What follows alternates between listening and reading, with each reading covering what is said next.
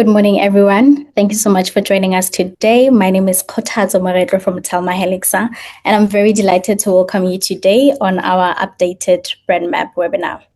In its 12th year, BrandMapp continues to provide us with powerful insights into the South African consumer market.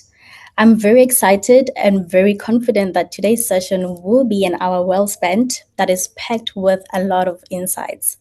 Brandon de Kock, who is the Director of Storytelling at Y5, will then take us through some of the big changes in the consumer market.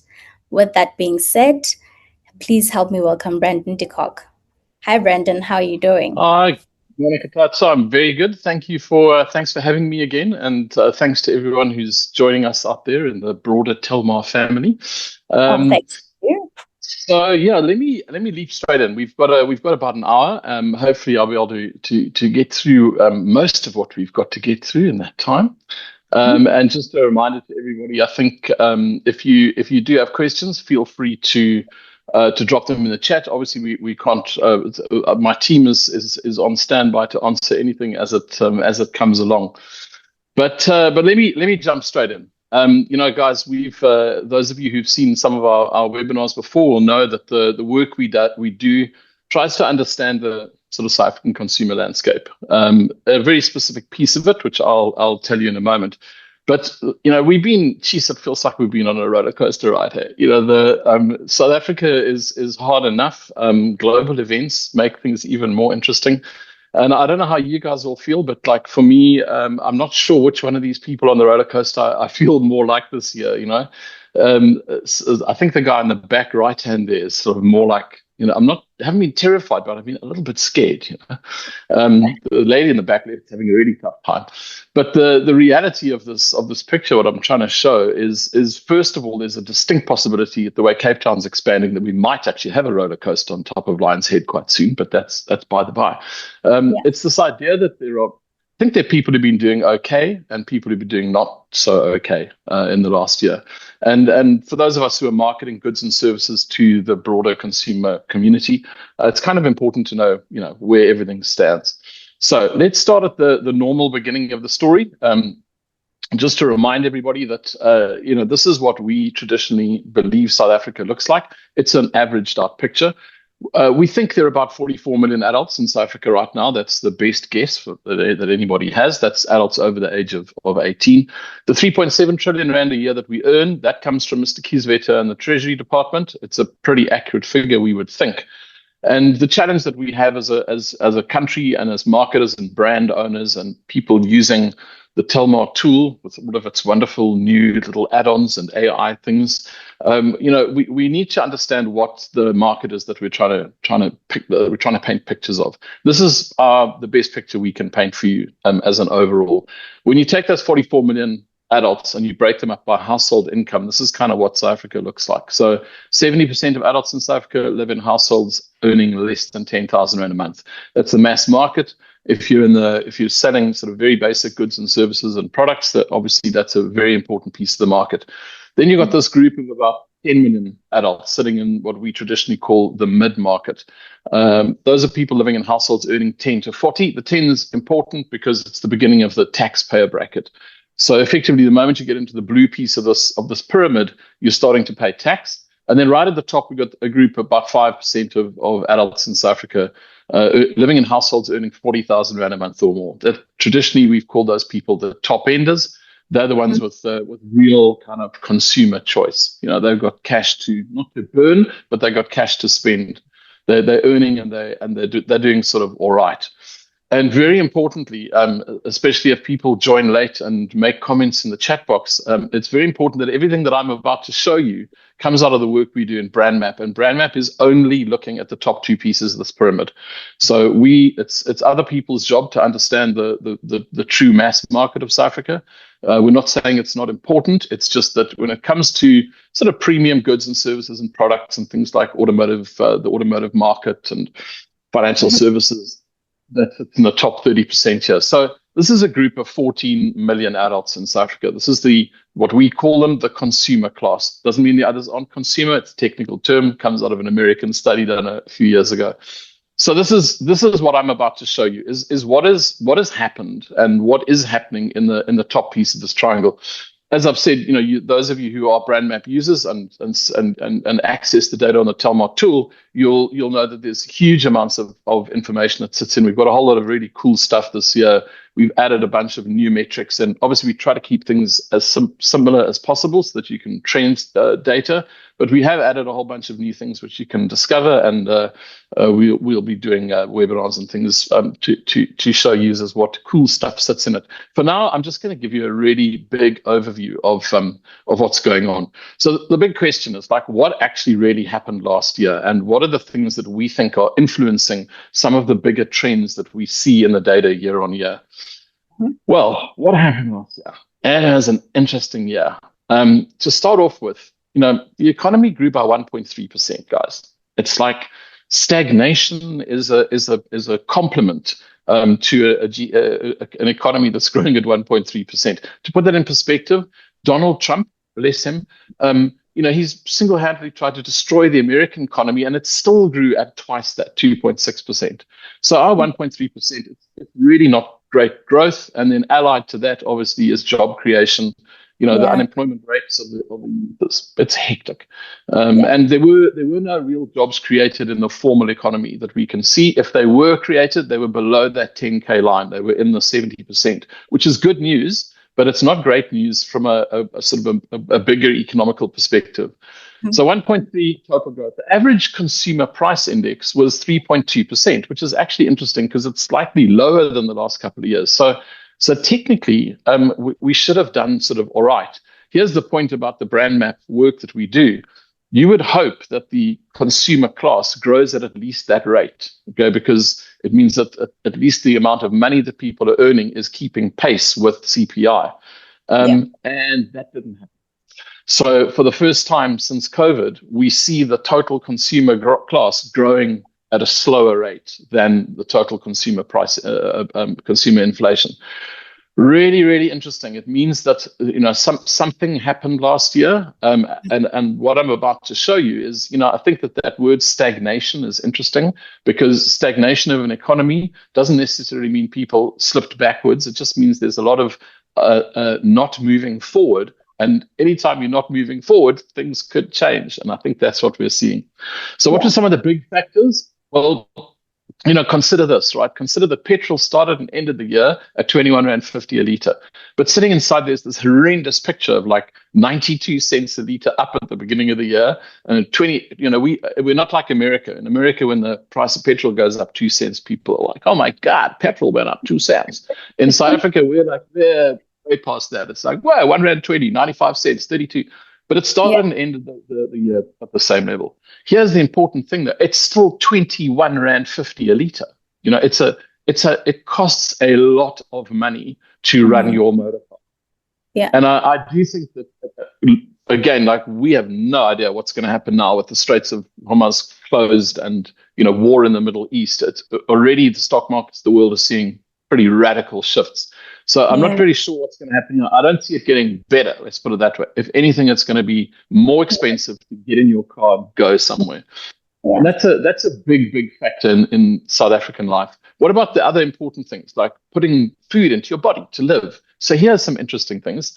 The price of eggs, old joke, but what's the price of eggs? It actually went down last year. And the price of chicken actually stayed the same. So there's quite a lot of evidence that we're seeing from some of our partners in the corporate world. We had a really good chat with Old Mutual the other day, who do a lot of work in trying to understand big shifts in the economy. And they're saying that in their data, it looks like the bottom end of the market actually had an okay year. I mean, life is tough down there, but it was okay compared to other pieces of society or other pieces of that pyramid. So if the price of eggs is going down, chicken's going down, and that's what you're eating, you're okay, What about some of the other things? Because inside that 3.2% total inflation sits a much bigger story. So the big one, of course, was beef in particular. Okay, horrible. Brandon, sorry to interject. What could have spiked the cost for beef? So beef was very much it was a factor of a number of things, but the main thing was disease, right? I mean, we had a foot and mouth outbreak in South Africa, and supply just completely dropped. So the moment supply drops, obviously prices are going to go up. So this is not necessarily inflationary, but what it did was so the fact that beef is going up, and we eat a lot of beef in South Africa, beef and beef products, a lot of processed meat, the primary protein source for South Africa throughout the income pyramid. But the problem with beef going up was that it had a sort of a knock-on effect on everything else. So when you look at something like lamb chops, are one of our favorite sort of things. I think almost all South Africans like throwing things on a fire and burning them. Lamb chops are right up there. And lamb chops went up 13%. In fact, there were months when lamb chops went up considerably more. The price of lamb had like a 30% month-on-month spike at one stage. Wow. So lamb chops went through the roof, What about the more sort of important things, the stuff that brings us other types of nutrients? Vegetables as a total category was up 10.3%. That's a lot. That's huge. And inside of vegetables, there were other things that did crazy stuff. Tomatoes, at one stage, tomatoes went up 40% month on month. And so did onions. Everyone forgets about onions. Do you know that it takes 9 months to give birth to an onion? Onion farming it's a hard business, So the things like tomatoes and onions through the roof, And I don't know how many cooks we have on the call today or people interested in food, but if you add up all of that price on mince and tomatoes and onions, you end up with a very simple picture, which is like a really, really bad year for the spaghetti bolognese fans out there.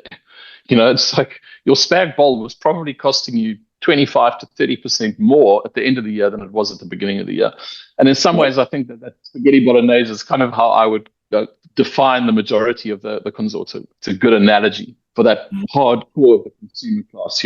These are people who don't necessarily have to rely on processed meats and on frozen chicken to keep the family fed. They can go the step further, but boy, were they hit hard. That's the feeling. They were hit hard in their wallets. At the same time, there's another group of people. I call them the fillet steak eaters. So this is the guys right at the top of that pyramid, right? The little 5%. And I don't know about you, but I certainly, the trips that I've made to Joburg and certainly down in Cape Town, I don't see like restaurants being hit hell of a hard in the last year, the kind of places where the fillet steak eaters will eat. These guys don't really care that much. If the fillet steak's $280 1 month and $295 and $300 the next, they just eat the fillet steak, smash back a bottle of wine and pay the bill, tip the waitress and walk out. So there's a group of people that it doesn't seem to have affected that much. So the question is, well, why would the fillet steak eaters be smiling? Well, here's why. So I've just shown you the back of the roller coaster. What happened at the front of the roller coaster? First of all, prime rate actually went down 1% year on year. So anybody on the call who's got a house bond, you'll know that you finished the year in a bit of a better place than you started it. Significant 1% doesn't sound like a lot, but it's quite a lot of money when you're borrowing a lot of money. So for anybody that could afford to borrow money, great year. Like it was good. I had more money in my back pocket. The Randela gained 12% of the US dollar. So this exchange rate thing, boy, we have no idea where it's going, right? I mean, like especially given the events in the Middle East, it could be horrible going forward. But the bottom line is, during the course of the year, it was really good news for people who want to do something like travel overseas. The last time I was overseas, I remember almost choking on a pizza because, it's like a pizza and a beer cost about the same as like the fanciest restaurant in South Africa. So a really good year for people who could travel, people who could travel and use their hard-earned money at the top of the pyramid. The JSE All Share Index added 38.5%. So massive commodity boom in South Africa last year. Platinum, gold through the roof. China and India and America is still buying quite a lot of our minerals. Incredibly good year for some people at the in the hardcore of the earners of South Africa. The top of that pyramid, pretty damn good year. Is there any evidence anywhere immediate? So those of you who have seen my presentations before will know that I'm quite obsessive about new passenger car sales. It's something I track year on year. I think it's a really good indicator of consumer sentiment. And last year, we sold 433,000 passenger cars. That is the most passenger cars we've sold since 2014 or 2015.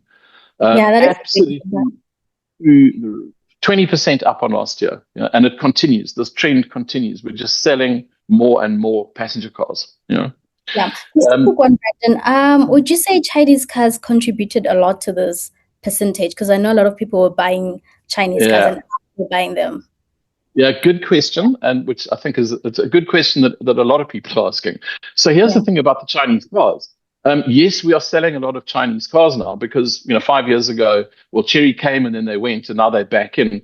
4 years ago, there were no Chinese cars being sold. Right now, they're making up somewhere between 10 and 15% of total new car sales. We don't know the actual number because a lot of these Chinese guys aren't reporting it. The biggest winner in this whole system is actually Toyota. They're doing record sales. They haven't sold as many cars in decades. So I think what's happened in the Chinese, I think the effect of the Chinese cars is mainly that they have excited the market, number one. So, there's all these new cool cars with fancy big grills at the top because they've got like GPS and locators and cameras and stuff in the front. That's the main reason they need those big grills. Cool features as well. Yeah, super cool features, super high spec motor cars. So the story actually for me in the new car in the car sales is that the Chinese cars have arrived. They've excited the whole market again. Any pent up consumer demand coming out of COVID, if there was ever a time to buy a car, it feels like it's now. And the main reason is because boy, do you get bang for your buck out of a Chinese car. $500,000. Because the last thing I'll say on it is remember that Chinese cars are not cheap. The entry level Chery Tiggo is the same price as a VW Polo. So this isn't about cheap cars, but the point is you can buy R1 million worth of value in another mark for R500,000 in a Chinese car. The bang for buck is massive. Yeah. And I think that's kind of it's probably one of the big sort of stories of the year, and we certainly see it coming out of the data that this idea of value. I've got money, but I'm just much more careful about how I spend it. And boy, do I want to extract value for my money. So bang for buck is pretty much it's a ubiquitous kind of consumer thought throughout that pyramid. Okay, so add all of this together and you get a pretty simple sort of picture. I think the guys at the front of that roller coaster, man, they're doing much better than the guys at the back. And there's one very simple little metric that we have in the data this year. We added a question, and we've tried this question before. It's a tough one to ask people about finances in general, but we asked it very simply. So on average, how much money do you manage to save or invest every month? And this is a comparison between the middle market, which is effectively that blue part of the pyramid, right? People earning between 10 and 40,000 in household income. And the gold bars, top 5%. Look at the radical discrepancy in the amount of investable income that exists between these two groups. So one of the things that we've been, one of the sort of theories we've been postulating, that the pyramid that I showed you earlier, that's the Gini coefficient at play. We are still the most unequal society in the world, and we're also the 35th biggest country in the world now. So what it means is this group of people that we're looking at, it's 14 million strong. There's a lot of people sitting in here, and it's almost like the Gini coefficient is now having an effect at the top of the pyramid, in isolation. So it's not that the rich are getting richer; it's that there are more people getting wealthier. It's just that the discrepancy between lifestyle and access to goods, services, products, and consumer choice is just starkly different. Yeah. Brandon, do you perhaps know where exactly these people are investing? So the difference between the middle market and the top end is that discretionary saving or investing money that you have allows you to access a slightly different kind of range of investments. So we see a much higher levels of RAs and pension funds, relatively higher. Some of the smaller categories, things like offshore investments, tax-free savings, that kind of stuff. That's very much top-end driven still. The mid-market, more likely to invest in things like burial schemes, funeral policies and burial schemes. There's quite a lot of stokvel still that goes down there. It's a very, very different investment portfolio. But part of being a member of the top end, you get the keys to the top end clubhouse, and all of a sudden, I can have a retirement annuity. So that's the story of South Africa, and I just think it's a really nice illustration. What I think is important is if you look at these numbers and you consider that 40% of those people in the middle market are saying that they end the month with less than $500 a month to invest in any way, manner, or form for their future, for their children, for whatever. It just means that the financial pressure that they sit on, even if they're very good at managing their money, it's just going to take small shifts to make big behavioral changes. And I kind of, I always makes me think of the famous camel's back analogy. How much straw does it take? And it literally just takes that one last little piece. And what we are seeing in the data is not necessarily that the camel's back was broken last year, but throughout the data, it looks like it's just starting to crack a little. And I'm calling it the 5% sort of phenomenon, because throughout the data, we'll see these crazy little 5% shifts. Now, it doesn't sound like a lot. If you've ever had a pre-diabetic diagnosis, you'll know that 5%'s the difference between life and death. But 5%, the reason it's important in this, in the purpose of this presentation, just do the maths quickly. 14 million people, 10% is 1.4 million, 5% is 700,000 people. So if we see a 5% shift in the data, it potentially represents a change in behavior for 700,000 consumer class South Africans. People. Okay, so people, 5% is meaningful. Okay, so how do we start trying to tell this story?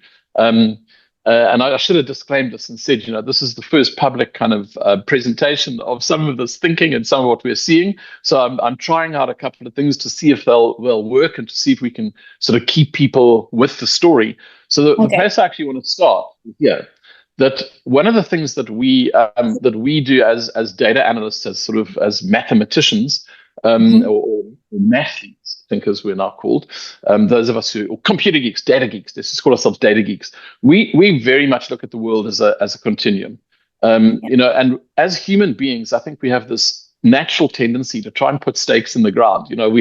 We divide our calendar up by Christmas and New Year and Easter, and then we have birthdays, and we have our salary review moment where it's like, what? But actually, life is a continuum. Time is it's a conveyor belt, and that is actually what we're sitting on. And those of us who are interested in longitudinal views of the world and of society always look to see, what are the things people were thinking about doing, and if you can imagine, you're on this sort of conveyor belt of time, and you've got good intentions, or you've got intentions to do something.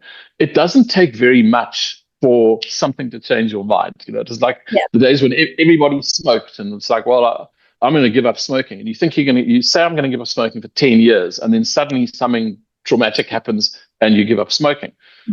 That's kind of what I think, or what we believe, looking at the data. That's the kind of picture we're looking at here, right? That what happened last year is, when spaghetti bolognese goes up 5%, it's okay. When it goes up 30%, it's just a year that makes you stop and go, whoa, hang on a moment. And if there are any red flags, it's these 5% red flags. Okay, so what are some of the stories in the data? Well, somebody, I think it might have been a teacher of mine at school, once said to me that trouble always begins with good intentions. And here's a little example. I've just picked a couple of good intentions. This is a longitudinal view of just 5 little things that people tick in the data. We asked this question: what are you likely to do this year to deal with the rising cost of living? And there's a whole barrage of things that people can tick. This isn't the full list. Interestingly, using loyalty programs is very, very high up here. Changing where I shop for groceries is very, very high up here. But these are just some interesting ones for me. So year on year, you'll see that there's just not a lot of shift in this good intention. And we've only asked this question the last 2 years. I would wager that if we'd asked this question for the last 5 years, we'd probably see very, very similar metrics. You know what I mean? If anything, they would have grown a little. But year on year, the intention to do things, it sort of stayed the same. cutting down on clothing and going out less. These are major consumer metrics, right? It's like I'm going out less. I'm going to stay at home. Why? Because thanks to COVID, my home, it's a castle. It's like, I can get everything I want delivered to me. I've got a nice TV set up. It's one of the big post-COVID things. It's like my home is actually a really nice place, and to get me to leave it, you got to offer me something really special, interesting. And then at the same time, we've got this idea of just cutting down on things, like cutting down on clothing. Again, a bit of a post-COVID moment. I always used to joke that COVID taught me that all I need to have good business meetings are like 3 kickaways that I can wear under the table where no one can see what I'm wearing. So I think that clothing definitely was something. Clothing expense was definitely a post-COVID thing. Okay, so those are the two at the top. The one in the middle, super interesting. 19% of people saying spend less on alcohol. Okay, so like just buy cheaper booze. Let's put it there. Which sounds horrible to me, but anyway, 20% of people tick that. And then these last two are kind of interesting. Cancel my gym membership. 10% of people. And the last one we didn't have in last year. We added it in this year. My colleague Jules thought it would be a good idea because she's an active mountain biker, and she was like interested in, in these expensive sports. What are people? 10% of people spending less on my sports or hobbies. It's quite significant. Yeah. Okay, so here's a bunch of good intentions. Yeah. Sorry, you're gonna ask, Melissa? No. Yeah, I just wanted to ask. Would you say these are permanent behavioral changes, or is it short term? Well, so that's what's interesting. They're short term until you act on them, right? So they're all on the continuum, and then there's a point you act on them, and then they become short term. It's like, spending less on alcohol. I guess you spend less on alcohol, and then when you earn a little bit more, when things ease up, you might start spending more. So actually, because I was actually just focusing on the cancel my gym membership. So canceling I don't know how that would go now. Well, we'll get to it. We'll get to that in a second. So let's look at these. For me, there are 3 things there are 3 areas here that are interesting. So, and I'm just going to focus on them. As I said, they're just 3 examples in the data this year of this 5% kind of issue. So let's start with the one in the middle, right? The spending less on alcohol. So spending less on alcohol is super interesting because we actually ask a couple of other different questions, and not everybody drinks alcohol. So if you just look at the drinkers of South Africa, people who do drink alcohol, that number goes up to 23%. So 23% of people who drink alcohol tick the box to say, I'm thinking of cutting costs this year by spending less on alcohol. Okay, that's a big number. Elsewhere in BrandMapp, we ask a question about your potential consumption habits in the coming year. Okay, and 2 of those options, it's where we ask things like becoming a vegetarian or eating less meat or, doing those kind of things. And one of the options that we give people is cutting back on how much I drink. And this is what the 5-year trend looks like for the percentage of people who said, I'm thinking of cutting back on how much I drink. So you'll see coming out of COVID, 21, 23, 28, 28. So we came out of COVID, everyone was still desperate to have a drink. And then it sort of rose up sort of gradually, and then last year we just see a little nudge down. To your point, is like, did something happen there? But you'll see that there's a lot of intention built into that. There's a lot of good intention built into that little trend for the last couple of years. In the same question, we also ask which people are likely to stop drinking completely, to give up alcohol, and that's what that looked like for the last 5 years. So again, that percentage has risen quite sharply. The question, the $1 million question is, okay, if you've got this good intention for the last 5 years, what happens in a year when suddenly, you're walking out of the bottle store and you're realizing, geez, man, that my case of beer is like properly expensive. Well, that's what happened. Mm-hmm. So look at how consistent. So this is the total percentage of people that we measure in the consumer class who do not drink alcohol. Look how consistent it was from 21 to 23. And I can tell you, going back literally as far as we've been doing BrandMapp, 10, 12 years worth of data, that number was always very, very consistent. Alcohol was a 75-25% kind of market. Little nudge up last year, and this year, boom, 5% shift. That is a 5% shift in a 100 billion rand industry in South Africa. Yeah, that is quite a big number. It's huge, there's so much built into this. Obviously, there's a Gen Z and a youth effect at play. There's no doubt that younger people, for a variety of reasons, we're still working on that thesis. It's probably worth a totally different webinar, like the whole sort of generational drinking. But the bottom line is 5% there. That's a lot of people who've stopped drinking. Yeah, it's a lot of people. I myself don't drink, and personally, it has a lot of factors to it. We have financial pressures, your student debts, the rent is high. So a lot of factors quite contribute to that. So you always have to prioritize just before deciding on coughing up money and go and buy booze. Absolutely. So, yeah, and we'll be welcoming more people into this percentage. Hopefully next year it will be around 50% of people who are drinking. Well, I mean, hopefully for society, really a very, very good thing. For the alcohol industry, not so good. And I think there's also, just as a sidebar, there's quite a lot of evidence out there at the moment, and we certainly see it in the percentage of people who also drink non-alcoholic. There's definitely a bit of an exploration about drinking habits, and the market is kind of adapting to it. There are actually, if you are a drinker, there's some pretty good low alc and non-alc and low cal options out there, even in beer. I think 10 years ago, the non-alcoholic segment was pretty boring. So the industry is at least responding, but I think you're right. I think they're going to have to respond even more, because I see that number potentially going up. Okay, let's move on to the ones at the bottom. Remember the bit about gym membership that you pointed out, and about giving up on about sports. So what happened in sports this year? So sports are really interesting. We measure sport in two different ways. We first say, what sports are you interested in watching or playing? So we capture participation and spectator. And then once you've selected those sports that you're interested in watching and playing, we say, okay, but which ones of them do you actually play?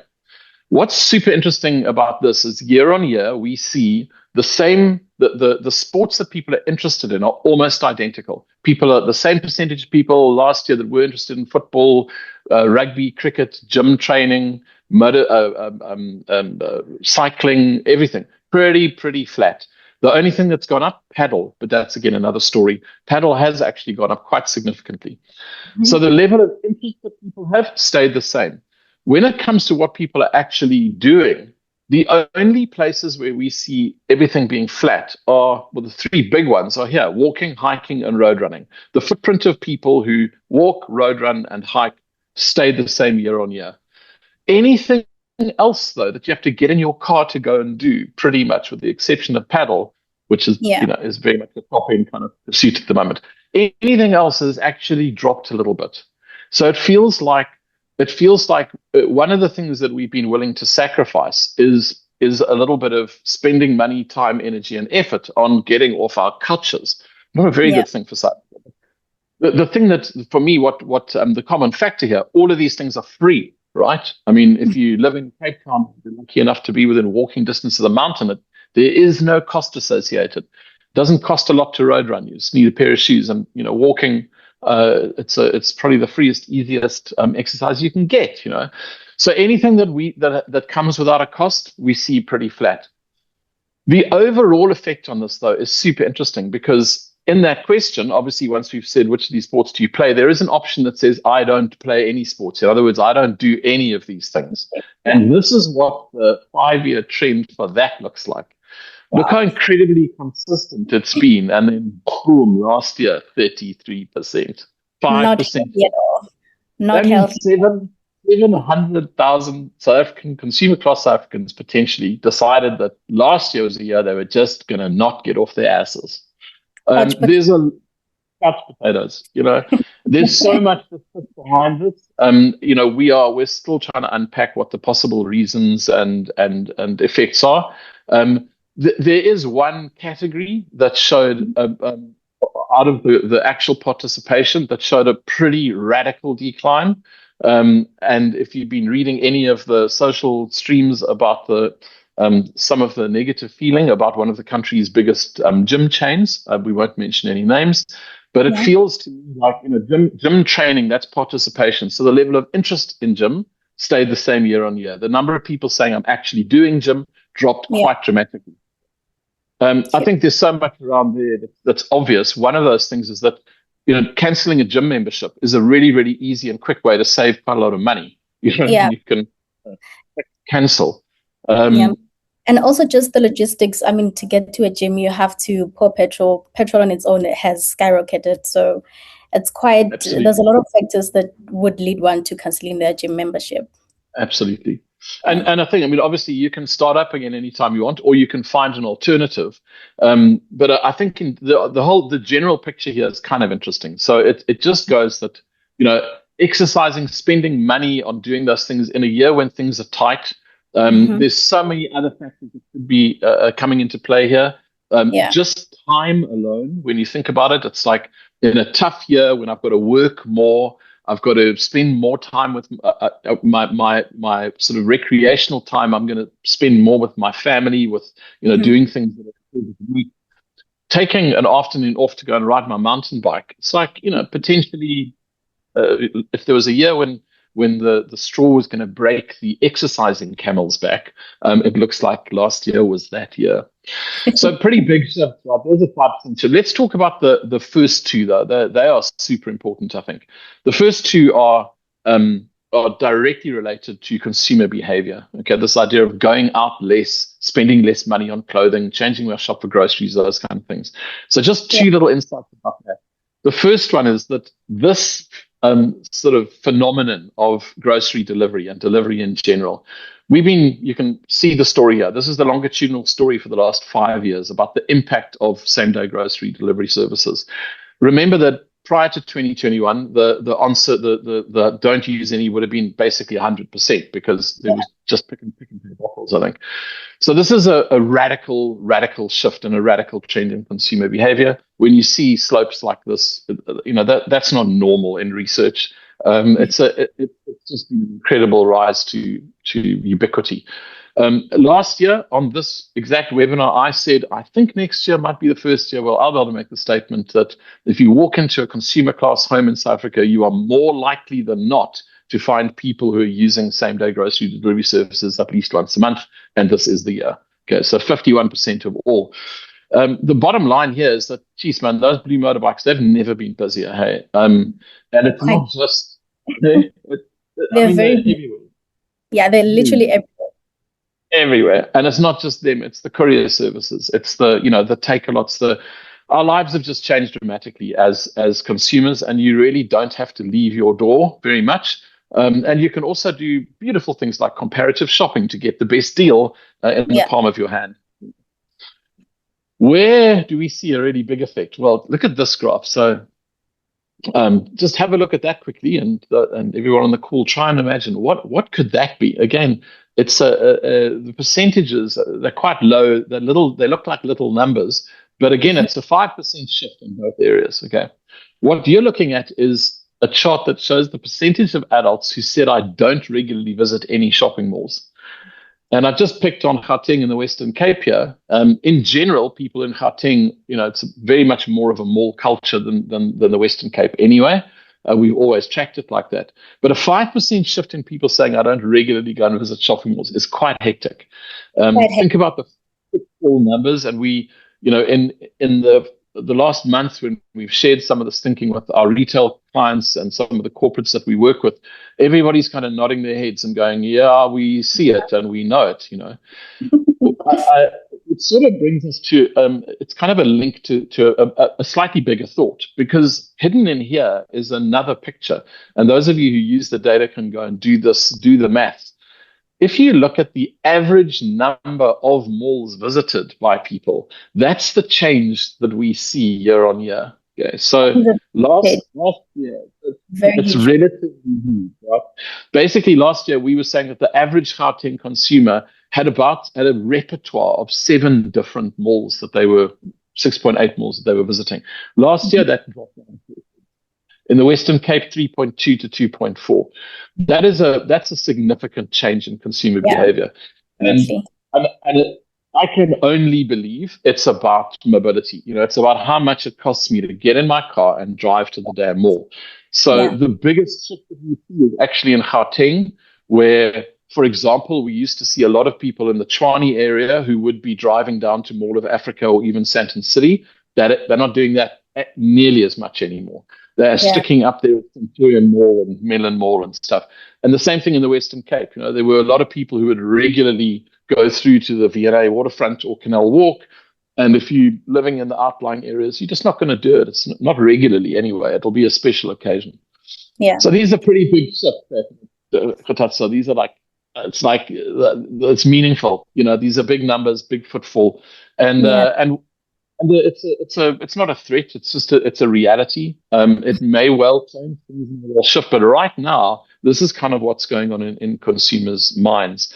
And this idea of sort of thinking repertoire, it makes me think of this picture. It's like if you can imagine what happens in this environment that we're trying to describe. I always think about it I like burgernomics. If you're sitting there going like, or like, do I really need the deluxe burger with the bacon and the cheese and all the trimmings, or can I just get a cheeseburger? Or actually, this month maybe I'm just going to get the burger. You can still afford the burger. It's just you're going to be a lot more considerate. So we think what's happened is a lot more intentional shopping going on. That's the word I'm trying to use to describe it. It's an intentionality that sits behind consumer behavior.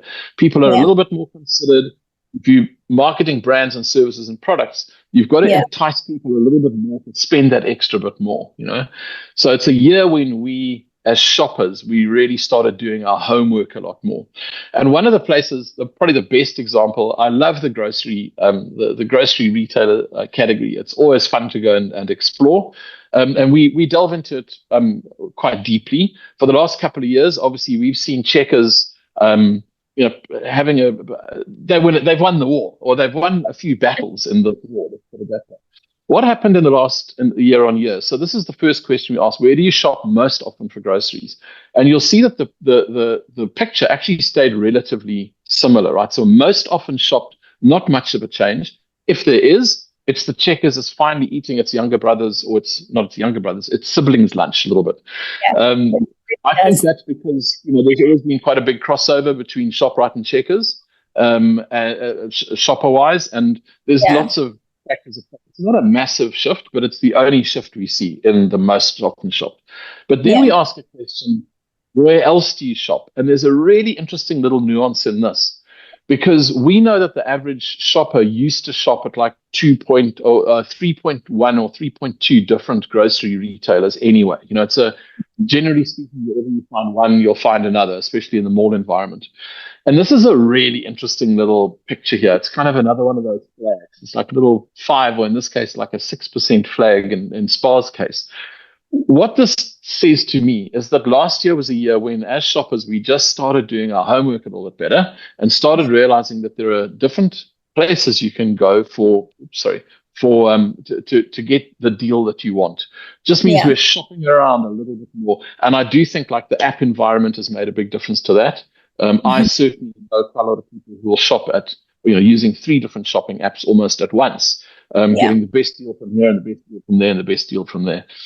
So at the same time as we've become more selective about the actual products we buy in a behavior like this, it's almost the opposite, right? It's the opposite, but it's for the same reason. We are shopping at more places for groceries because we're going to very specific places for very specific things. It's kind of what it says to me. Yeah. The last little piece I want to show you on shopping is this one.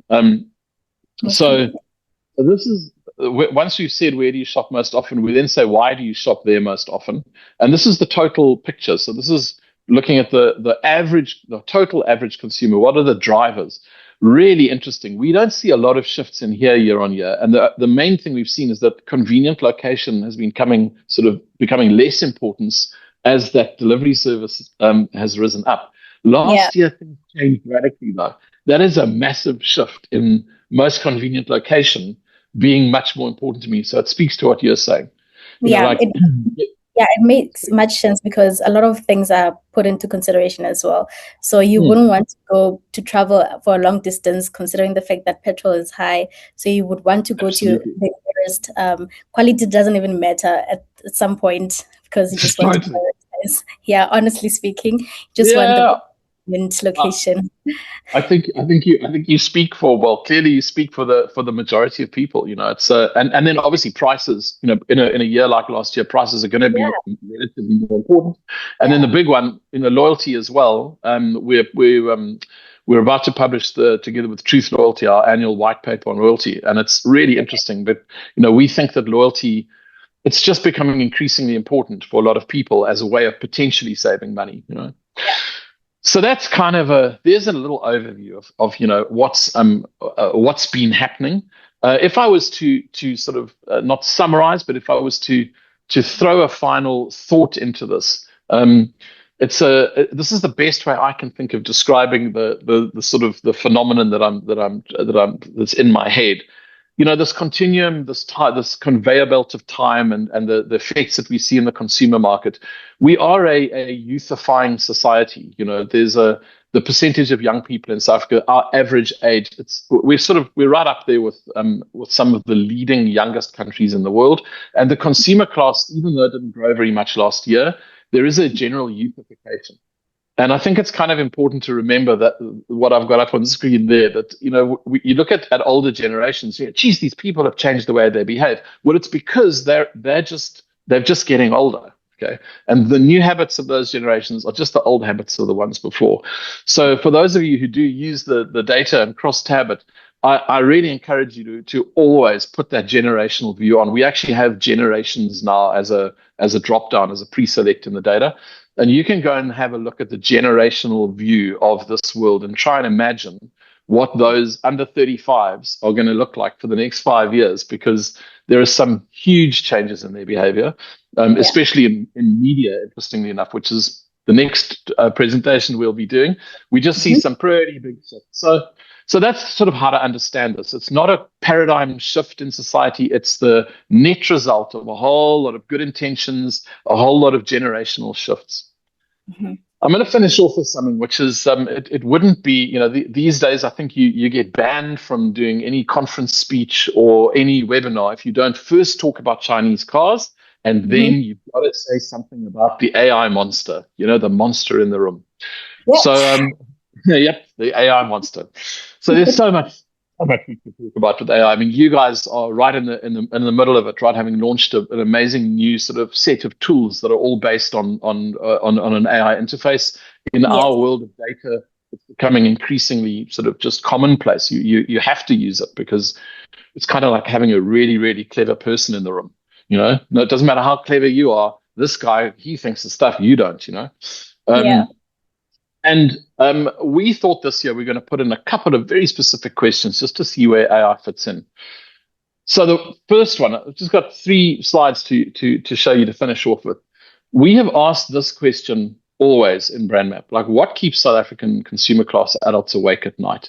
And this is an edited list. There's obviously a whole lot of other things, but I just took some at the bottom and some at the top. The things at the top have stayed the same always. We are a country we have to be concerned with crime and corruption and rising food costs and government incompetence. It's like, that is unfortunately the traumatized society that we live in.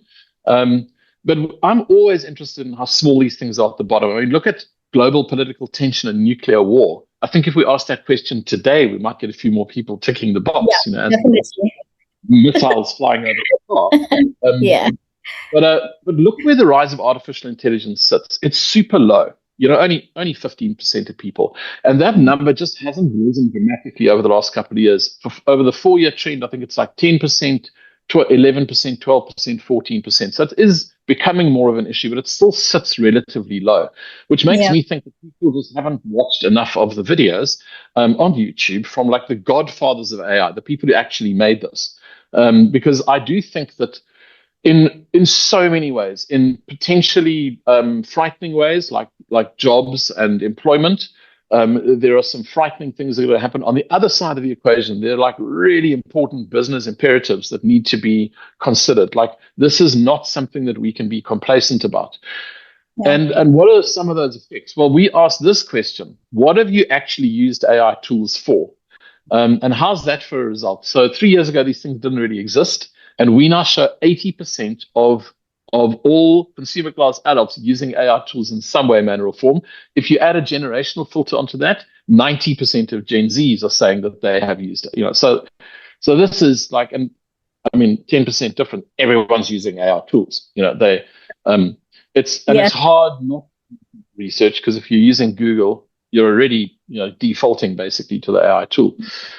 I thought this was it's just really kind of interesting and fun research. Look at writing and work tasks, so potentially this tool that has come in, and here's the important thing, uh, you know, internet access in South Africa, data access is definitely more. It's definitely more accessible than ever before right now. There are some of these programs in Alan Knott Craig's program in the townships delivering like 100 meg unlimited broadband access for R5 a day. I think data access is something that we don't get enough credit for as a country, that we're slowly solving that problem. And AI, if you can access the internet, you've got AI, So what an amazing productive tool it could be. Yeah. The second question you asked, our careers fully depend on AI. I can only imagine if it were to go down the entire day. A lot of us are going to struggle. I'm not going to lie. Absolutely. Who's going to help me write my Especially at report? work. Imagine now having to do something that has the deadline and the AI is down. It was going to be a whole entire movie. Absolutely. So to that point, the last question we asked was this one. What's true, and which of these things are true when it comes to AI? So we're just trying to measure some kind of sentiment, and I think this is really interesting, because the stuff at the top is basically positive. The stuff at the bottom is the negative stuff. I don't like the idea at all. Only 9% of people. I don't really trust the answers from AI. 11% of people. I mean, maybe they just haven't used it enough to understand what's going on in there, that sometimes the thing hallucinates. But in general, incredibly positive. We are very, very positive as a nation about AI. The one I just want to focus in on, which I think is really fascinating, that 33% of people saying AI makes me more creative or productive. There's a difference, remember, between using AI to create and using it to help your creativity or productivity. And I speak as a case study of one, because by trade, I'm a writer and a photographer. Give me a camera, give me a microphone, give me a piece of paper and a pen. Happy. I don't actually need AI's help, but I can't draw to save my life. I'm terrible at drawing. And this entire presentation, obviously, all of these beautiful graphic novel style cartoons that we've been showing you, I told AI what the vision was in my head. And my friend Alan, I call everybody that annoys me Alan, my friend Alan, my AI interface, he just knocks these things out relatively well in no time at all. So I would tick that box to say, right now, AI is making considerably more creative. And the last thing I want to say about AI, it's just my last thought. If everybody's worried about, I think there's a general idea that we don't have to worry too much about it as humans, because AI is just not going to replace us as humans, and it won't. But it's very important that we understand as businesses some of the implications of what happens when this thing starts becoming superhuman like. Yeah. We went to a really fascinating conference last week in Joburg, the Pulse Leadership and Marketing Conference. And there was a warning from Seth Godin, who's one of the sort of global writers. He's a bit of a thought guru kind of guy. He said his best advice that he's giving people right now about AI is, with you and your loved ones, make sure that you have a safe word, because you're going to be getting a call from somebody you love quite soon. It's going to sound exactly like them. They're going to be interacting with you. You're not going to be able to tell it's not them. And they're going to ask you to do something or ask you for money. And you're going to do it because you believe it's them. So have a safe word, so that at some point you can just go, Mom, by the way, what was your first dog's name? So I think, and it's a really interesting, and from a corporate perspective, like, your corporate image management, all of those things. So the question is, like, how far are we from it? And that's why I just want to show you in the blue. Hey, I was in the music industry for about 12 years of my life. And I promise you, if this particular song, just go and those of you on the call, if you've got a minute or two, just go and type Indie Blue Through My Soul into YouTube and listen to this video, listen to this song on headphones. 100% AI generated. And I promise you, if that person walked into my office as the head of A&R for a little record label in Cape Town, I would have signed her on the spot. It's beautiful production. It's very, very hard to tell that it's not real. So I think that's kind of like the big, if there is a frightened moment about AI, it's that. Let me summarize it all. We actually managed to sneak in on time. I'll summarize it all with this. The first thing I'll say about AI is, I'm amazed that it can help me do this kind of thing. But as my colleague Ashley pointed out the other day in a meeting, she said, there are still some problems. In this case, who's holding the picture? Well, I mean, it's either that guy with the light blue shirt's got the longest arm in the history of the world, or there's a fifth person in the roller coaster, So it's not everything it's cracked up to be. Let me reverse and just summarize, try and give you sort of a presentation summary here. I think what's important is that roller coaster rides, they do end eventually. The good news, if there's anything built into this whole thing, is that it might just be a blip in time. That 2025 was a really bad year. The Treasury Department and the South African government are very bullish about the coming year. They think we're going to get back to like double-digit growths in the consumer class and the top end. So there is hope. What happens, what the rollout effect on the roller coaster ride is of missiles flying over it, we don't know yet. What's important is that what I've just shown you right now and what you can access in the BrandMapp data is a view right now of where the consumer sits. And I think that's super important to know when you're strategizing for the coming year. Thank you so much, Brandon, for this insightful webinar. And thank you so much to everyone attending. A special thank you to the Wi-Fi team. Just a reminder that this recording will be shared with everyone and can also be accessed on our TelmarHelixa YouTube channel. Just a reminder that the latest BrandMapp is available on our new platform, Explore. So please do visit our website, www.telmarhelixa.com, and register for the upcoming training sessions. Thank you so much. See you on the next one. Thanks, everybody. Thanks, Kotatso. Thank you. Bye.